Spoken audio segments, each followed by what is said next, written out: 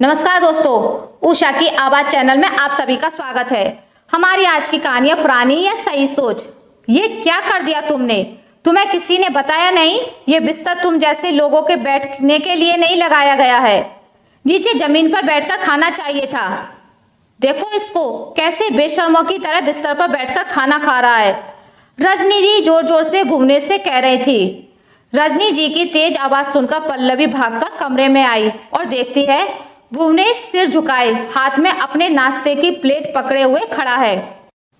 क्या हुआ मम्मी जी? भुवनेश जी से कोई गलती हो गई क्या? पल्लवी ने पूछा। रजनी जी पल्लवी को घूरते हुए कमरे से निकल गई और उनके पीछे पीछे पल्लवी भी। भुवनेश चुपचाप बाहर निकलकर घर की सीढ़ियों पर बैठकर खाने लगा। पल्लवी, ये सब मैं क्या देख रही हूँ? माना मैं यहाँ तुम्हारे पास नहीं रहती हूँ। तुम दोनों की जैसी मर्जी वैसे रहते हो, पर इतना तो ख्याल रखना चाहिए। ये भुवनेश साफ सफाई करने के लिए यहाँ आता है और देखो मजे से गेस्ट रूम में जाकर प्रेम से बिस्तर पर बैठकर नाश्ता कर रहा है। कम से कम उसकी सही जगह तो बता देती। अभी के अभी वो चादर तकिए के खिलाफ बदलो। ये सब ऐसे चलेगा तो मेरा यहाँ रहना मुश्किल है। मैं अखिल को कहकर अपने जाने की टिकट करवाने के लिए बोल दूंगी। गुस्से से रजनी जी का चेहरा लाल हो गया था। मम्मी जी, मैं भुवनेश जी को समझा दूंगी। 50 साल के गरीब व्यक्ति हैं, थोड़े पैसे कमाने निकले थे। अखिल को दया आ गई थी, तभी इसने ही इन्हें हर दिन घर की साफ सफाई और वॉशरूम साफ करने का काम बोल दिया। और जब ये आते हैं तो मुझे दया आ जाती है। ऐसे में मैं चाय नाश्ता दे देती हूँ। वैसे तो वो हॉल में रखी कुर्सी पर ही बैठकर खाते हैं, पर पता नहीं आज कैसे बिस्तर पर जाकर बैठ गए। पल्लवी रजनी जी के गुस्से को कम करने की कोशिश कर रही थी। भुवनेश चुपचाप अपना काम खत्म कर निकल गया।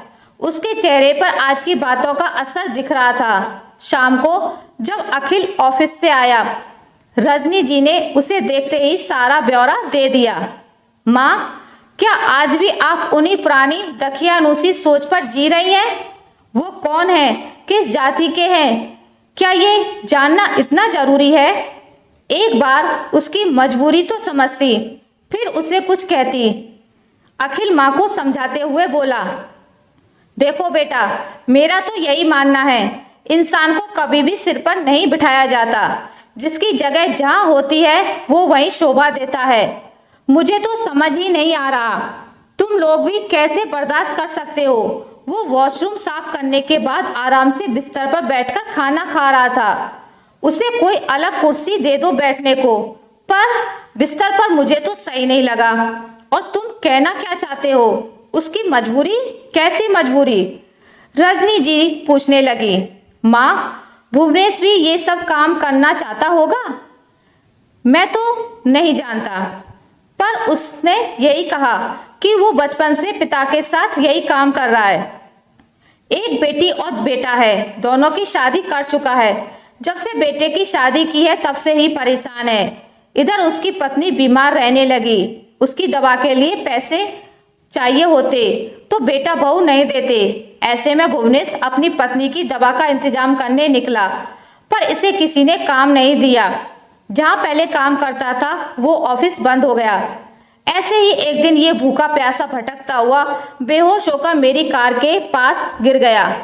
जब मैं उसे उठाकर उसे होश में लाया तो रोने लगा, बोलने लगा, साहब चढ़ा देते गाड़ी, मर जाता तो कम से कम बेटे पर बोझ तो कम हो जाता। ये सुनकर मुझे बहुत बुरा लगा और मैंने इन्हें घर पर काम करने के लिए बोल दिया ताकि ये अपनी पत्नी की दवा का इंतजाम कर सकें। माँ, घर में जब पहली बार आए थे तब पल्लवी ने उन्हें चाय नाश्ता दिया। वो खुश होते हुए बोले, सालों बाद कुछ अच्छा खाने को मिला है, नहीं तो हम लोगों की किस्मत में ऐसा खाना कहाँ। तब से पल्लवी उन्हें हर दिन चाय नाश्ता देने लगी। हो सकता है आज उस कमरे की डस्टिंग कर रहे होंगे तो उधर ही बैठ गए होंगे।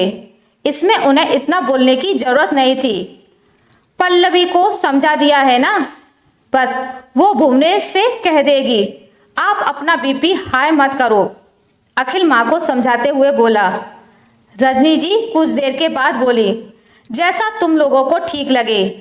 बेटा अभी भी यही कहूंगी, आदमी को अपनी सही जगह पता होनी जरूरी है, नहीं तो कल को वो अलमारी साफ करने के बहाने खोलकर देखना शुरू ना कर दे।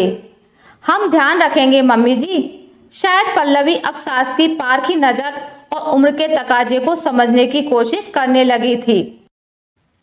मैं ये तो नहीं कहूंगी रजनी जी पूरी तरह से सही ही थी, वो कुछ गलत भी नहीं कह रही थी। कई बार हम अपने यहाँ काम करने वालों को इतनी छूट दे देते हैं कि वो इसे इस हद तक अपना घर समझने लगते हैं कि जरूरत से ज्यादा दखल अंदाजी करने लगते हैं। अच्छा हो उन्हें अपना दायरा पहले से ही बता दिया जाए। आशा करती हूँ आपको मेरी आज की कहानी अच्छी लगी होगी। अगर आपको मेरी कहानी अच्छी लगी है तो इसे लाइक करें, ज़्यादा से ज़्यादा शेयर करें, और अगर आप मेरे चैनल पर नए हैं तो इसे सब्सक्राइब करना ना भूलें। मिलते हैं एक नई कहानी के साथ, तब तक के लिए नमस्कार।